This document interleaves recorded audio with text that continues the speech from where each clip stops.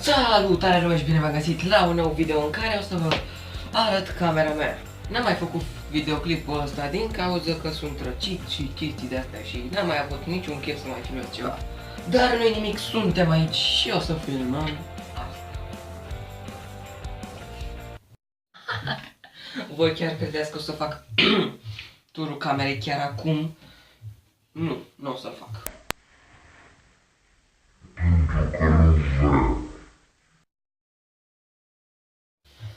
Înainte să facem acest minunat tur al camerei, vreau să vă tai.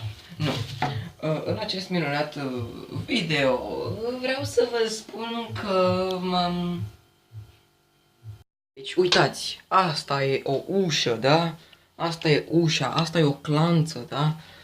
Așa arată camera mea. Deschidem, punem mâna frumos aceea pe clanță, deschidem ușa și... Wow!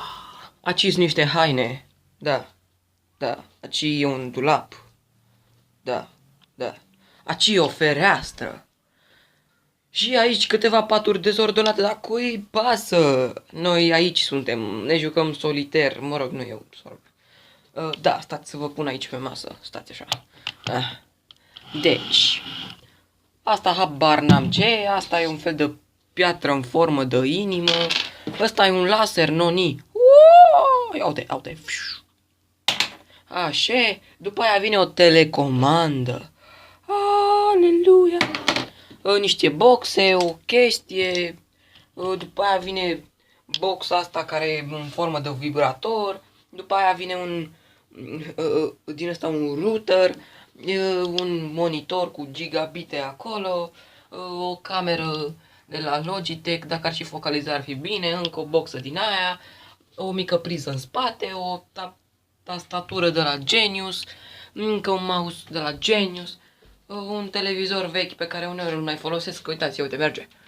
Bam! Și s-a făcut roșu beculețul ăla. Aici l-avem pe Dumnezeu.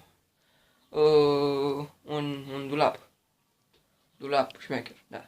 Așa e. Și sunteți aproape de paci, cam asta văd eu de obicei când intru în cameră. Mă rog, de aici să zicem. Vedeți? Ieșim. Așa, aceea e un pat, da? Deci să nu uitați. Acolo și sus e o chestie, un puzzle, nu știu dacă l-ați văzut, dar mă rog. Așa e, stați să vedem dacă e ceva de văzut și pe aici. Da, este. O cutie de la fila pe care scrie Andy, o mașinuță și ceva chestie pe aici. O chestie cu farfurii și căști acolo și da. Deci asta e camera mea, bă. Acum că ați văzut și camera mea, sper să vă placă acest videoclip. N-a fost el prea lung, dar a fost bine editat. Da, Cristi, da. Sper să vă placă videoclipul ăsta. Să dați un like și un share. Eu am fost Andy, m-am dus. Pa!